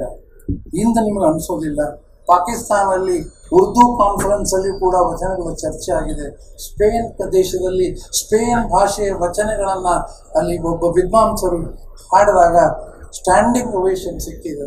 ಹೀಗೆ ಒಂದಲ್ಲ ಎರಡಲ್ಲ, ಇನ್ನು ಮುಂದೆ ಹೀಗೆ ಬೆಳೀತಾ ಹೋಗ್ತದೆ. ತದನಂತರ ಹೊರ ರಾಷ್ಟ್ರಗಳಲ್ಲಿ ಬಸವ ತತ್ವ ಪ್ರಸಾರ ಮಾಡಬೇಕು ಅಂತ ಹೇಳಿ New Zealand, Australia, Singapore, Asia Pacific, United Arab Emirates, great Britain, ಉತ್ತರ ಐರ್ಲ್ಯಾಂಡ್, ಯುರೋಪ್, ಅಮೆರಿಕಾದ 34 ಕಡೆ ಬಸವಣ್ಣನವರ ಪ್ರತಿಮೆಯನ್ನು ಬಸವ ಸಮಿತಿ ಕಳಿಸ್ಕೊಟ್ಟಿದೆ. ಎಲ್ಲ ಕಡೆಯಲ್ಲಿಯೂ ಕೂಡ ಯಾವುದೇ ಕಾರ್ಯಕ್ರಮ ಆಗಲಿ ಎಲ್ಲದರಲ್ಲಿ ಬಸವಣ್ಣನವರು ಅಲ್ಲಿ ಇರ್ತಾರೆ ಅನ್ನತಕ್ಕಂಥ ಒಂದು ಸಂತೋಷ ನಮಗಿದೆ. ಬಹುಭಾಷಾ ವಚನ ಯೋಜನೆಯ ಮೊದಲನೆಯ 10 ಸಂಪುಟಗಳನ್ನು ಹಮೀದ್ ಅನ್ಸಾರಿಯವರನ್ನು, ಅಂದಿನ ಉಪರಾಷ್ಟ್ರಪತಿಗಳನ್ನು, ಇವತ್ತಿಗೆ ನಿನ್ನೆ ತಾನೇ ಉಪರಾಷ್ಟ್ರಪತಿಗಳು ಚುನಾವಣೆಯಾಗಿದ್ದಾರೆ. ಇಂಥ ಸಂದರ್ಭದಲ್ಲಿ ಸೋಮಣ್ಣವರು ಅಲ್ಲಿ ಅವರಿಗೆ ಗೌರವ ಸಲ್ಲಿಸಬೇಕಾದಂಥ ಅತಿ ಬಹಳ ಅನಿವಾರ್ಯ ಕಾರ್ಯಕ್ರಮವೆಲ್ಲ ಅವರು ನಮ್ಮ ಜೊತೆ ಇಲ್ಲ. ಅಂತಹ ಉಪರಾಷ್ಟ್ರಪತಿ ಹಮೀದ್ ಅನ್ಸಾರಿಯವರು ಕೂಡ ಇಲ್ಲಿ ಬಂದು ನಮ್ಮ ಜೊತೆ ಮಾಡಿದ್ದು. ತದನಂತರ ಇನ್ನೊಂದು ವಿಶೇಷ, ಕಲಬುರಗಿಯಲ್ಲಿಯೂ ಕೂಡ ಅನುಭವ ಮಂಟಪವನ್ನು ಬಹಳ ವ್ಯವಸ್ಥಿತವಾಗಿ ಮಾಡಿದ್ದೇವೆ. ಧಾರವಾಡದಲ್ಲಿ ಬಸವ ಸಮಿತಿಯ ಕೇಂದ್ರ ಆಗಿದೆ. ವಿಶ್ವ ಬಸವ ಜಯಂತಿ ಆಚರಣೆ ಬಹುಶಃ ಪ್ರಥಮ ಬಾರಿಗೆ ದೆಹಲಿಯಲ್ಲಿ ಬಸವ ಜಯಂತಿಯನ್ನು ಆಚರಿಸಿ ದೇಶದ ಪ್ರಧಾನಮಂತ್ರಿಗಳ ನಮ್ಮ ನರೇಂದ್ರ ಮೋದಿಯವರನ್ನು ಆಹ್ವಾನಿಸಿ ಅವತ್ತು ಕಾರ್ಯಕ್ರಮ ಇವತ್ತಿಗೇನು ಪ್ರಧಾನಮಂತ್ರಿ ಮಾತನಾಡಿದಾಗೆಲ್ಲ ಅನುಭವ ಮಂಟಪವನ್ನು ಪುನರುತ್ತರಿಸ್ತಾ ಇರ್ತಾರೆ. ಕಾರಣ ಏನು? ಬಸವ ಸಮಿತಿ ಅನ್ನೋದನ್ನು ನಾವು ಮರೆಯೋಕ್ಕಾಗೋದಿಲ್ಲ. ಎಲ್ಲಿ ನಾವು ಅನೇಕ ಜನ BJP ಸೇರಬೇಕು ಅಂತ ನಾಟಕ ಮಾಡ್ತಾರೆ ಅಂತ ಹೇಳಿದ್ರು, ಯಾವುದನ್ನು ನಾವು ಲೆಕ್ಕಿಸದೆ ಏನು ಬೇಕಾದರೂ ನಮಗೆ ಅಪಸ್ವರ ಬರಲಿ, ನಮ್ಮ ದೃಷ್ಟಿಯಲ್ಲಿ ಲಿಂಗ ದೃಷ್ಟಿ ಬಸವ ತತ್ವಗಳು ವಿಕಾಸ ಆಗಬೇಕು ಅಂತ ನಾವು ಹೊರಟವರು. ಹೀಗೆ BD ಜೊತೆ ವಚನ ಅಧ್ಯಯನ ಮತ್ತು ಸಂಶೋಧನಾ ಕೇಂದ್ರ ಮಾಡಿ ಈಗಾಗಲೇ 10 ಡಾಕ್ಟರೇಟ್ಗಳನ್ನು ವಿದ್ಯಾರ್ಥಿಗಳಿಗೆ ನಾವು ಸಿಗುವ ಸೌಲಭ್ಯವನ್ನು ಮಾಡಿಕೊಟ್ಟಿದ್ದೇವೆ.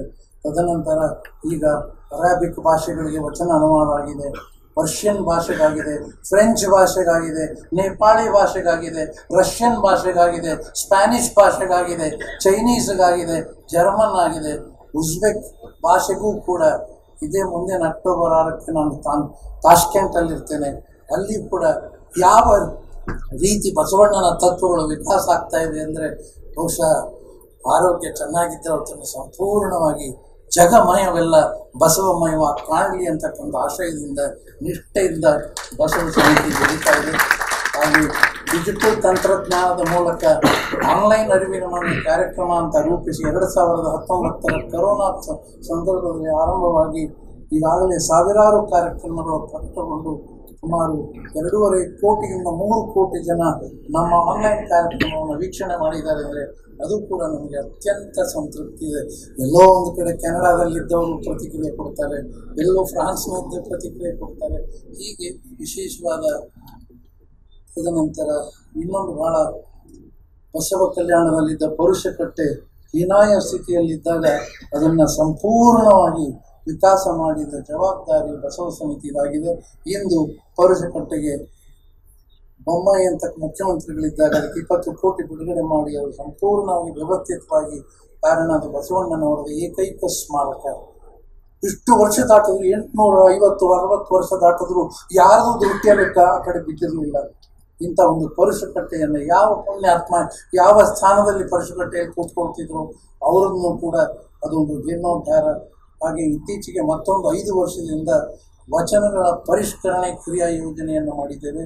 ಬಸವ ಯುಗದ 10 ಸಂಪುಟಗಳನ್ನು 5 ವರ್ಷದಿಂದ ನಡೀತಾ ಇದೆ ಧಾರವಾಡದಲ್ಲಿ. ಎಲ್ಲವನ್ನ ಏನೇನೋ ಗೊಂದಲಗಳಲ್ಲಿ ಪ್ರಕ್ಷಿಪ್ತಗೊಂಡಂಥ ವಚನಗಳನ್ನು ಒಂದು ಅಧ್ಯಯನದ ಕಮಿಟಿ ಮಾಡಿ 5 ವರ್ಷದಿಂದ ನಡೀತಿದೆ. ಮುಂದಿನ ಬಸವ ಜಯಂತಿಯೊಳಗಾಗಿ ಪರಿಶುದ್ಧ ನೈಜ ವಚನಗಳು ಬಸವ ಜಯಂತಿಯಂದು ಬಿಡುಗಡೆ ಆಗ್ತವೆ. ಹೀಗೆ ಶರಣ ಸ್ಮಾರಕಗಳ ಸಂರಕ್ಷಣೆಗೆ ಅನೇಕ ಶರಣ ಸ್ಮಾರಕಗಳನ್ನು ಹಾಳು ಮಾಡಿದ್ದಾರೆ. ಆದರೆ ಮತ್ತೆ ಸರ್ಕಾರದ ವ್ಯವಸ್ಥೆಯಲ್ಲಿ ಪ್ರಾಚ್ಯ ಇಲಾಖೆ ಸುಪರ್ದಿಗೆ ಮಾಡಿ ಇನ್ನು ಮುಂದೆ ಯಾರಾದರೂ ಶರಣ ಸ್ಮಾರಕಗಳನ್ನು ಮುಟ್ಟೋದಕ್ಕೂ ಕೂಡ ಸರ್ಕಾರದ ಅಪ್ಪಣೆ ಪಡೆಯುವ ಹಾಗೆ ಮಾಡಿದ ಜವಾಬ್ದಾರಿಯು ಬಸವ ಸಮಿತಿಯಾಗಿದೆ. ಇಷ್ಟೇ ಅಲ್ಲದೆ G20 ಅನ್ನತಕ್ಕಂಥ ಅಂತಾರಾಷ್ಟ್ರೀಯ ಶೃಂಗಸಭೆಯಲ್ಲಿಯೂ ಕೂಡ ವಚನ ಅನುವಾದಗಳನ್ನು ಮಂಡಿಸಲಾಗಿದೆ. ಗೌರವವು ಬಸವ ಸಮಿತಿಗೆ. ಇದೆಲ್ಲ ನೋಡಿದಾಗ ಬಹುಶಃ ಬಸವಣ್ಣನ ಕೆಲಸ ಎಷ್ಟಿದೆ, ನಾವೇನು ಮಾಡ್ತಾ ಇದ್ದೀವಿ ಅನ್ನೋ ಒಂದು ಚಿಂತನೆ ಬರ್ತದೆ. ಒಟ್ಟಾರೆಯಾಗಿ ಬಸವ ಸಮಿತಿ ಹೇಗೆ ಮಾಡ್ತೀವಿ ಕೆಲಸ, ಏನಿದೆ ಅಕಾಡೆಮಿಕಲ್ಲಿ ಏನಿದೆ ಹಿನ್ನೆಲೆ, ಯೂನಿವರ್ಸಿಟಿ ಅಲ್ಲ, ಏನೂ ಅಲ್ಲ, ಸರ್ಕಾರದಿಂದ ಯಾವ ಸಹಕಾರ ಇಲ್ಲ, ಏನೂ ಇಲ್ಲದೆ ಕೂಡ ಬೆಂಗಳೂರು ನಗರ ವಿಶ್ವವಿದ್ಯಾಲಯ, ಕನ್ನಡ ವಿಶ್ವವಿದ್ಯಾಲಯ, ದ್ರಾವಿಡ ವಿಶ್ವವಿದ್ಯಾಲಯ, ಕರ್ನಾಟಕ ಕೇಂದ್ರೀಯ ವಿಶ್ವವಿದ್ಯಾಲಯ, ಕರ್ನಾಟಕ ವಿಶ್ವವಿದ್ಯಾಲಯ ಧಾರವಾಡ, ಕಾಶ್ಮೀರ ವಿಶ್ವವಿದ್ಯಾಲಯ ಶ್ರೀನಗರ, ಬನಾರಸ್ ಹಿಂದೂ ವಿಶ್ವವಿದ್ಯಾಲಯ ಕಾಶಿ, ನೆಹರು ವಿಶ್ವವಿದ್ಯಾಲಯ ಮೇಘಾಲಯ, ಜವಾಹರ್ಲಾಲ್ ನೆಹರು ವಿಶ್ವವಿದ್ಯಾಲಯ ದೆಹಲಿ, ಲಖನೌ ವಿಶ್ವವಿದ್ಯಾಲಯ ಉತ್ತರ ಪ್ರದೇಶ, ಹೀಗೆ ಬನಸ್ಥಲಿ ವಿಶ್ವವಿದ್ಯಾಲಯ ಜೈಪುರ್ನಲ್ಲಿಯೂ ಕೂಡ ಭಾಳ ವಿಶೇಷವಾಗಿ ಕುವೆಂಪು ವಿಶ್ವವಿದ್ಯಾಲಯದಲ್ಲಿ ಕೂಡ ನಮ್ಮ ಪ್ರಯತ್ನ ಸದಾ ನಡೀತಾ ಇದೆ. ಕೊನೆಗೆ ಈಗ ಇದೇ ಮುಂದಿನ ತಿಂಗಳ 6ನೇ ತಾರೀಕು Uzbek state world language university, also known as Tashkent state pedagogical institute of foreign ಲ್ಯಾಂಗ್ವೇಜ್ಗಳನ್ನೇ ಅವಿನಾಭಾವ ಸಂಬಂಧವನ್ನು ಹೊಂದಿ 15 ವಿಶ್ವವಿದ್ಯಾಲಯಗಳ ಜೊತೆ ಬಸವ ಸಮಿತಿ ನಿರಂತರವಾಗಿ ಕಾರ್ಯ ಮಾಡ್ತಾ ಇದೆ. ಬಸವ ಸಮಿತಿ ಏನು ಮಾಡ್ತದೆ ಅಂತ ಯಾರಾದರೂ ಕೇಳಬಹುದು, ಆದರೆ ಇದನ್ನು ಹೇಳಬೇಕಾದ್ರೆ ನನಗೆ ಗಂಟೆಗಳು ಬೇಕಾಗ್ತದೆ ಸಂಪೂರ್ಣ ವಿವರಣವನ್ನು ಕೊಡಬೇಕಾದ್ರೆ.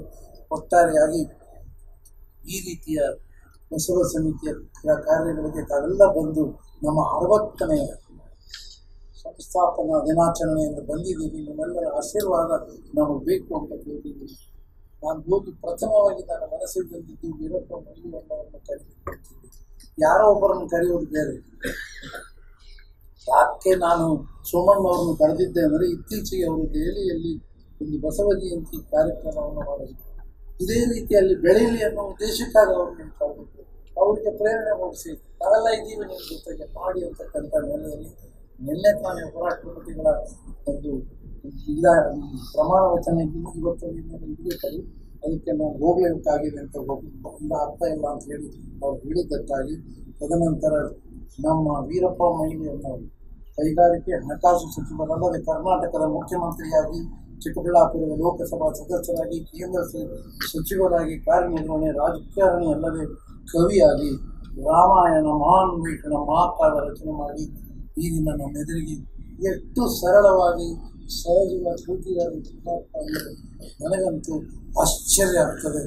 ಇಂತಹ ವಿಶ್ವ ಸಂಸ್ಕೃತಿಯ ಮಹಾಯಾನ ಅಂತ ಅದ್ಭುತವಾದ ಗ್ರಂಥವನ್ನು 5 ವಾಲ್ಯೂಮ್ಗಳಲ್ಲಿ ಬರ್ತಾ ಇದೆ. ನಾನು ಅವರನ್ನು ಆಹ್ವಾನ ಮಾಡೋಕ್ಕೆ ಹೋದಾಗ 3ನೇ ವಾಲ್ಯೂಮ್ ನಾನು ಫೋಟೋ ತೆಗೆಸ್ಕೊಂಡೆ.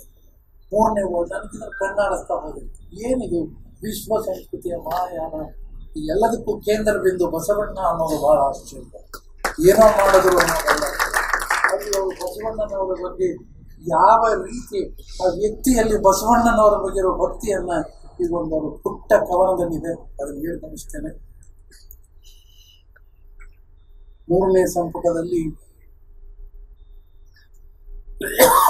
ವಚನ ಸಾಹಿತ್ಯದ ಬಸವೇಶ್ವರ ಕುರಿತು ಉದಾತ್ತವಾದ ತಾತ್ವಿಕ ಆಲೋಚನೆಗಳನ್ನು ಇದರಲ್ಲಿ ಅವರ ಕವನ 8 ಪುಟದ ಕವನ. ಯಾರಿಗಾಗಿ? ಬಸವಣ್ಣನಿಗಾಗಿ.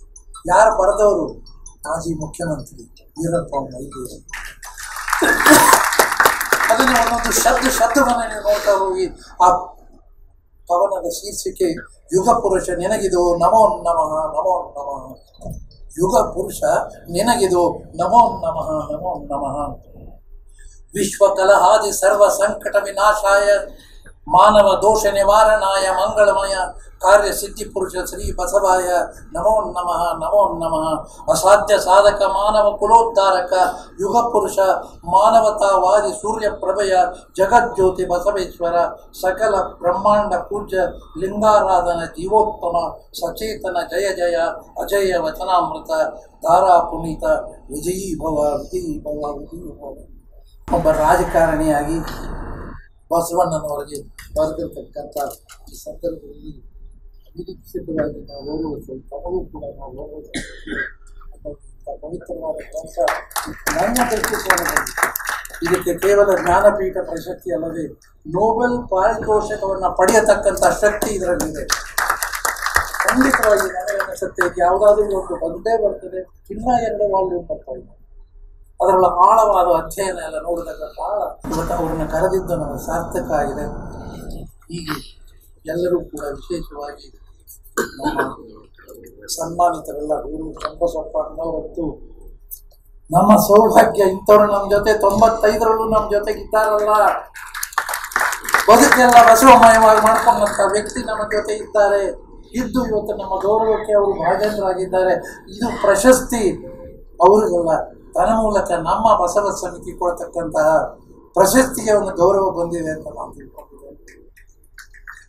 CM ಚಂದ್ರಶೇಖರ್ ಅವರು ಕೂಡ ಮಾಡಿದ ಕಾರ್ಯವನ್ನು ನೀವು ಯಾವತ್ತಾದರೂ ಹಾಸನಕ್ಕೆ ಹೋಗಿ ನೋಡಿದಾಗ ಗೊತ್ತಾಗ್ತದೆ. ಇಲ್ಲದೆ ಇದ್ರೆ ಅದು ಅರ್ಥ ಆಗೋಲ್ಲ. ಎಲ್ಲಿಂದ ನೀವು ಹುಡುಕ್ತೀರಾ ಅಂದಾಗ ಸತತವಾಗಿ ಲಿಂಗದೃಷ್ಟಿಯಲ್ಲಿ ಬಸವಣ್ಣನ ಕಾರ್ಯ ಎಲ್ಲೋ ಒಂದು ಕಡೆ ಮಾಡ್ತಾ ಇರಲಿ, ಅಲ್ಲಿ ಹೋಗಿ ಹುಡುಕ್ತೇವೆ. ಹೀಗೆ ಬಸವ ಸಮಿತಿ ವಿಶೇಷವಾದ ಕಾರ್ಯಕ್ರಮದಲ್ಲಿ ಸಂಸ್ಥಾಪನಾ ದಿನಾಚರಣೆ, ವಿಶೇಷವಾಗಿ ಜತ್ತಿಯವರ ಆ ವಿಭೂತಿಯನ್ನು ನೀವೆಲ್ಲರೂ ಗಮನಿಸಿರ್ಬೋದು. ಅದಕ್ಕೆ ನನಗೆ ಗುರು ಚೆನ್ನವರಂತ ಹೇಳಿದ್ರು, ನನಗೆ ಗೊತ್ತಿರಲಿಲ್ಲ ನೀವು ಇನ್ವಿಟೇಷನಲ್ಲಿ ಜತ್ತಿಯವರ ವಿಭೂತಿ ಚಿತ್ರ ಹಾಕ್ತೀರಿ ಅಂತ. ಆದರೆ ನಾನು ಏನು ಮಾತನಾಡಿದ್ರು ಭಾಳ ಗಂಭೀರತೆ ಈ ವೇದಿಕೆಯಲ್ಲಿ ಸುಮ್ಮನೆ ಏನೋ ಮಾತಾಡೋಕ್ಕಾಗಲ್ಲ.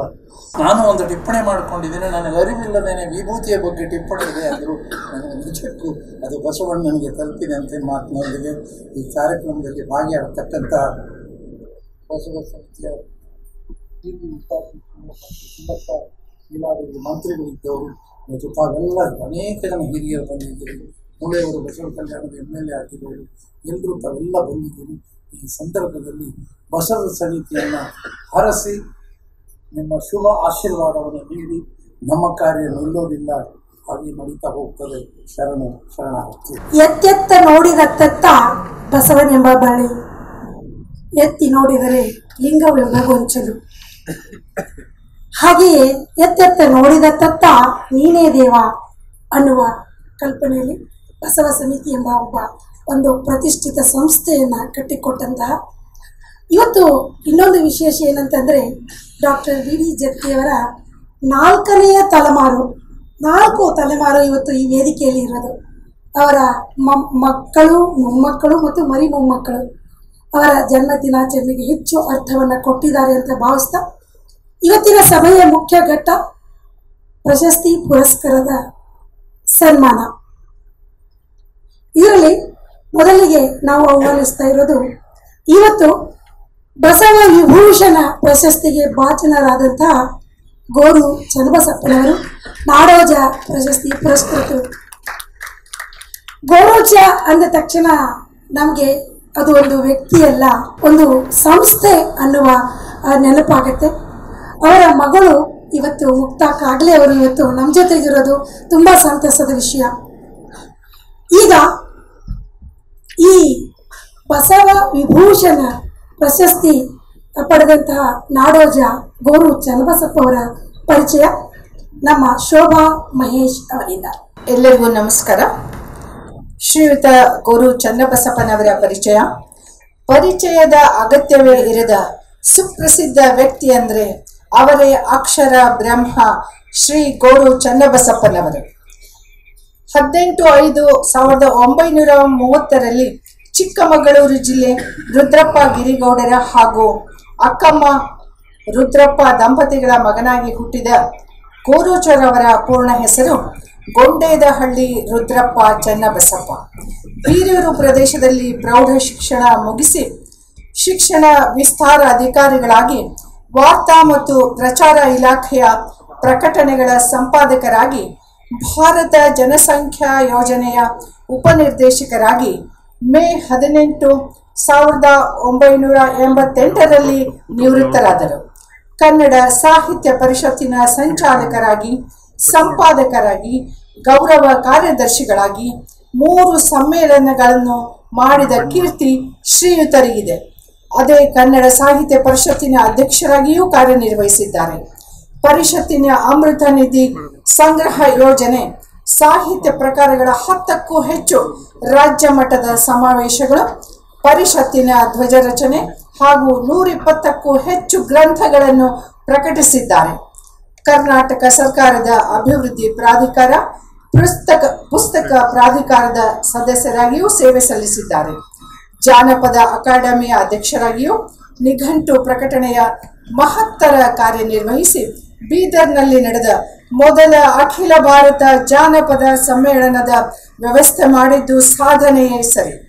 ಅಖಿಲ ಭಾರತ ಶರಣ ಸಾಹಿತ್ಯ ಪರಿಷತ್ತಿನ ಅಧ್ಯಕ್ಷರಾಗಿ ಅನುವಾದ ಸಮಿತಿ, ಚಲನಚಿತ್ರ ನಿರ್ಮಾಣ ಸಾಹಿತ್ಯ ಮತ್ತು ನಿರ್ದೇಶನಗಳನ್ನು ಮಾಡಿದ್ದಾರೆ. ಪತ್ರಿಕಾ ಕ್ಷೇತ್ರ ಮತ್ತು ಜಾನಪದ ಕ್ಷೇತ್ರದ ಸಂಪಾದಕತ್ವ, ಕನ್ನಡ ಸಾಹಿತ್ಯ ಸಮ್ಮೇಳನದ ಅಧ್ಯಕ್ಷರಾಗಿ ಕಾರ್ಯನಿರ್ವಹಿಸಿದ್ದಾರೆ.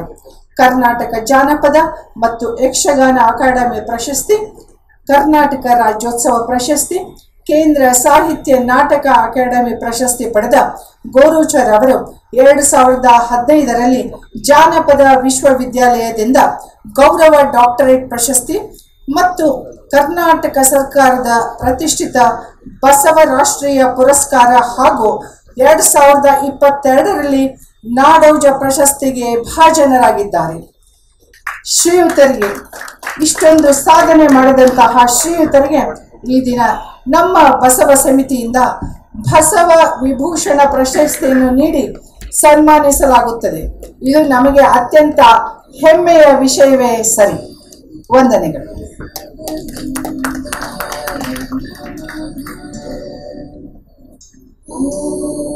ಶ್ರೀ ಗುರು ಬಸವಲಿಂಗಾಯ ನಮಃ.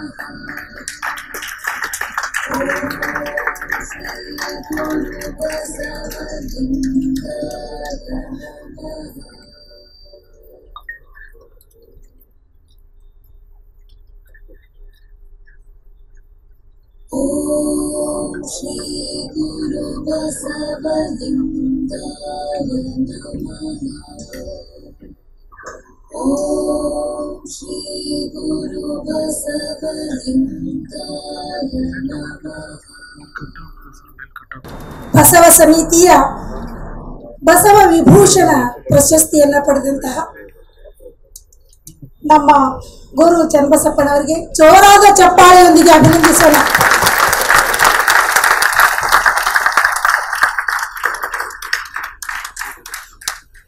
ಬಸವಶ್ರೀ ಪ್ರಶಸ್ತಿ ಪುರಸ್ಕೃತರು ಗಿರೀಶ್ ದಿಬ್ಬೂರವರನ್ನ. ಶರಣಾರ್ಥಿಗಳು CM ಚಂದ್ರಶೇಖರ್ ಅವರು ಹಾಸನದಲ್ಲಿ ಯುನೈಟೆಡ್ ಎಜುಕೇಷನ್ ಸೊಸೈಟಿಯ ಸಂಸ್ಥಾಪಕರಾಗಿ ಹಾಸನದಲ್ಲಿ ಮಕ್ಕಳ ಕೇಂದ್ರಿತ ಮತ್ತು ಮೌಲ್ಯಾಧಾರಿತ ಶಿಕ್ಷಣ ಅತ್ಯಂತ ಪರಿಸರ ಸ್ನೇಹಿ ಶಾಲೆಯನ್ನಾಗಿಸಿ ಮಕ್ಕಳಿಗೆ ಉತ್ತಮ ಶೈಕ್ಷಣಿಕ ವ್ಯವಸ್ಥೆಯನ್ನು ಕಲ್ಪಿಸಿ ವಿದ್ಯಾರ್ಥಿಗಳ ಭವಿಷ್ಯವನ್ನು ಸದೃಢವಾಗಿ ರೂಪಿಸಲು ಕಾರಣೀಭೂತರಾಗಿದ್ದಾರೆ. 12ನೇ ಶತಮಾನದ ಬಸವಾದಿ ಶರಣರ ತತ್ವಗಳಾದ ರಾಜನೀತಿ, ತತ್ವಜ್ಞಾನ, ಸಾಹಿತ್ಯ, ಸಮಾಜ ಸುಧಾರಕ ಸಂದೇಶಗಳು ಯುನೈಟೆಡ್ ಅಕಾಡೆಮಿ ವಚನಗಳೇ ಅವಲಂಬಿಸಿಕೊಂಡು ಮಕ್ಕಳಿಗೆ ಬಸವ ಸಂಸ್ಕೃತಿ, ಜಾತ್ಯತೀತ ಮೌಲ್ಯಗಳು, ಪ್ರಜಾಪ್ರಭುತ್ವದ ಪರಿಕಲ್ಪನೆಯಲ್ಲಿ ಬದುಕು ರೂಪಿಸಿಕೊಂಡು ಆಡಂಬರದ ಜೀವನವನ್ನು ಧಿಕ್ಕರಿಸಿ ಸರಳತೆಯ ಬದುಕು ಕಲ್ಪಿಸಿಕೊಳ್ಳಲು ಮಾನವ ಹಕ್ಕುಗಳನ್ನು ಪ್ರತಿಪಾದಿಸುವ ವರ್ಗ ವರ್ಣ ಭೇದವಿಲ್ಲದ ಸಾಮಾಜಿಕ ಸಮಾನತೆಯ ಸಂಸ್ಕೃತಿ ನೆರೆ ನುಡಿಗಳಲ್ಲಿ ಶ್ರೇಷ್ಠ ಆದರ್ಶಗಳ ಮೌಲ್ಯಾಧಾರಿತ ಶಿಕ್ಷಣ, ನೃತ್ಯ, ಕಲಾರೂಪಗಳ ಮೂಲಕ ತನ್ನ ಮಕ್ಕಳ ವಚನಗಳು ಅವರ ಜೀವನದಲ್ಲಿ ಕಾರಣಕರ್ತರಾಗಿದೆ. ಶಿಕ್ಷಣ ಕ್ಷೇತ್ರಕ್ಕೆ ಸೇರಿಸುತ್ತಿರುವ ಇವರು ಶಿಕ್ಷಣ ಯಾವುದೇ ಪದವಿ ಹೆಸರಿನಲ್ಲಿ ಇತರಿಗೆ ಪೂರೈಸಿ ತೋರಿಸಬೇಕಲ್ಲದೆ ತಮ್ಮ ವರ್ತನೆ, ಕಾರ್ಯಗಳ, ಭಾಷೆ ಮತ್ತು ನಡವಳಿಕೆ ಅವಲಂಬಿಸುವ ರೂಪದಲ್ಲಿ ಮಕ್ಕಳಿಗೆ ಶಿಕ್ಷಣ ನೀಡುತ್ತಿದ್ದಾರೆ. ಮಕ್ಕಳಲ್ಲಿ ಏಕಾಗ್ರತೆ ಶಿಕ್ಷಣ ತಮ್ಮ ಜೀವನ ಪ್ರಯೋಗವಾಗಿ ಅಳವಡಿಸಿಕೊಳ್ಳಲು ಪ್ರೇರಕರಾಗಿದ್ದಾರೆ. ಇವರನ್ನು ಹೊಸ ಸಮಿತಿ ಪರವಾಗಿ ಸನ್ಮಾನಿಸಲು ನಮಗೆ ಹೆಮ್ಮೆ ಅನಿಸುತ್ತದೆ. ಧನ್ಯವಾದಗಳು.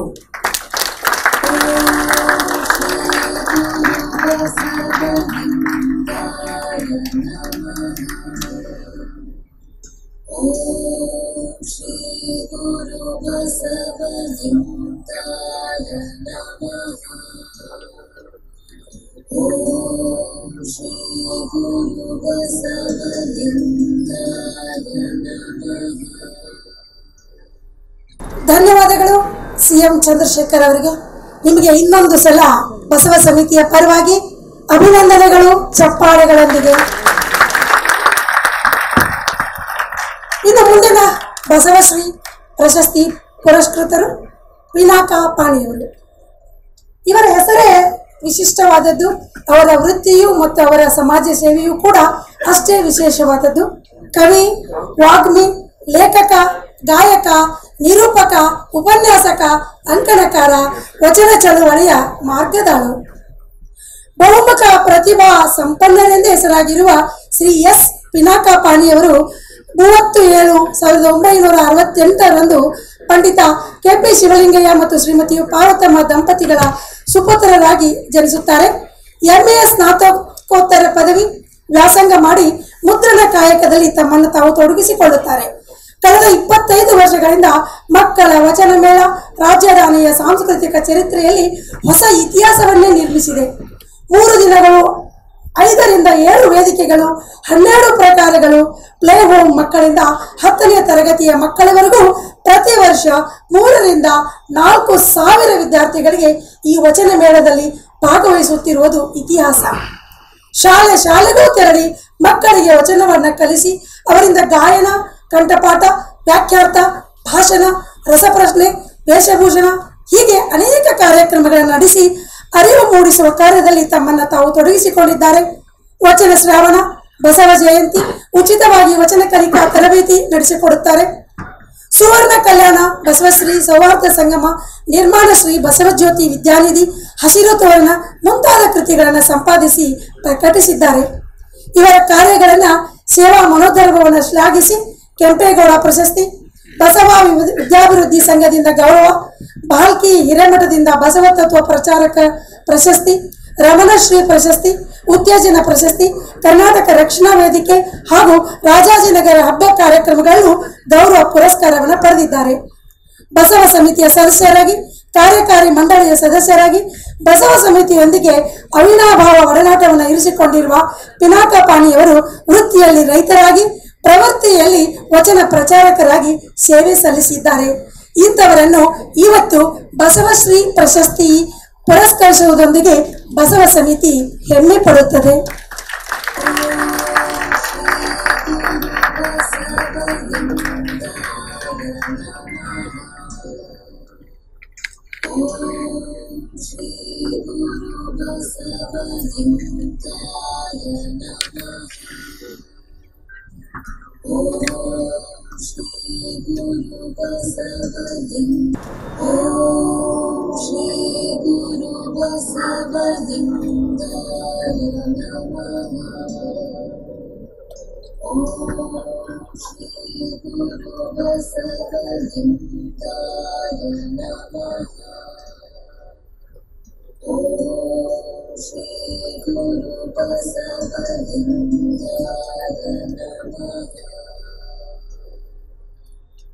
ಬಸವ ಸಮಿತಿಯ ಈ ಪ್ರತಿಷ್ಠಿತ ಪುರಸ್ಕಾರಗಳನ್ನು ಪಡೆದಂತಹ ಎಲ್ಲ ಹಿರಿಯರಿಗೆ ಇನ್ನೊಂದು ಸಲ ಅಭಿನಂದಿಸಿ ನಾವು ಮುಂದಿನ ಕಾರ್ಯಕ್ರಮದತ್ತ ನಡೀತಾ ಇದ್ದೀವಿ.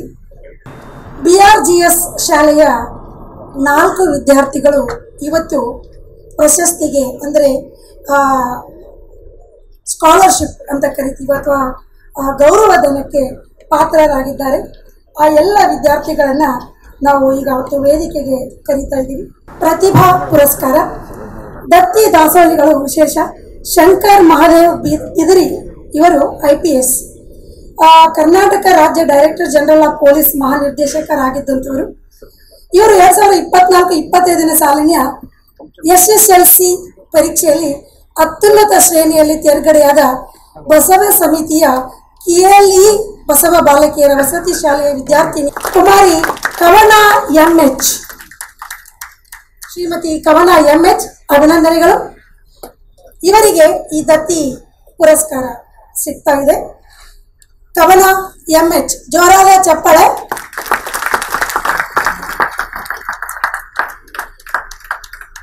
ಎರಡನೆಯವರು ಅವರು ಕೂಡ ಇಷ್ಟೇ ಅಂಕಗಳನ್ನು ಪಡೆದಿದ್ದಾರೆ, 96.32%. ಕಾವ್ಯ RK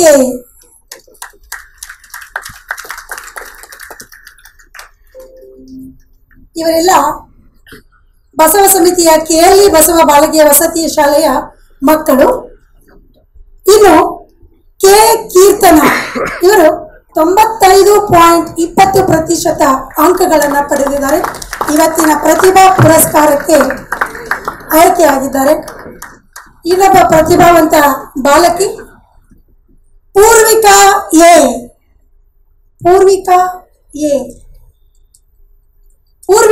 ಅವರು ಈ ಕಳೆದ ಸಲದ SSLC ಪರೀಕ್ಷೆಯಲ್ಲಿ ಪೂರ್ವಿಕಾ ಅವರು 93.92% ಅಂಕಗಳನ್ನು ಪಡೆದು ಇವತ್ತಿನ ಪ್ರತಿಭಾ ಪುರಸ್ಕಾರಕ್ಕೆ ಭಾಜನರಾಗಿದ್ದಾರೆ. ಇವರೆಲ್ಲರಿಗೂ ಮುಂದಿನ ಭಾವಿ ಭಾರತದ ಪ್ರಜೆಗಳು, ಇವರಿಗೆಲ್ಲ ಜೋರಾದ ಚಪ್ಪಾಳೆ, ಅಭಿನಂದನೆಗಳು ಎಲ್ಲ ಬಾಲಕಿಯರಿಗೆ.